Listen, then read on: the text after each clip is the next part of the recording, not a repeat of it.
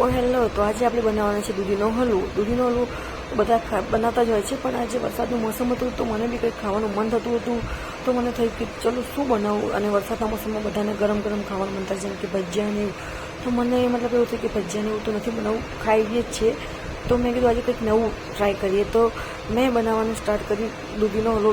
તો દૂધીનો હલવો બનાવવા માટે પહેલાં મેં દૂધીને સીણી દીધી. દૂધીને સીણ્યા પછી મેં કઢાઈ લીધી અને કઢાઈમાં નાખ્યું ઘીમાં નાખીને દ્રાક્ષ નાખી. કેમ કે બધાને દ્રાક્ષ ડાયરેક્ટ ભાવતી હશે, મને શેકેલી દ્રાક્ષ ભાવે છે, એટલે પહેલાં મેં દ્રાક્ષ શેકી લીધી. પછી નાખી સીણેલી દૂધી, અને સીણેલી દૂધીને થોડી વાર થવા દીધી, 7-8 મિનિટ. પછી નાખ્યું દૂધ નાખીને એને એકદમ થવા દીધી, અને પૂરું થઈ ગયું. ત્યાં પછી મેં નાખી ખાંડ નાખી. ખાંડ મીઠા પ્રમાણે નાખવા, તમારે જેટલી ખાવી એટલી.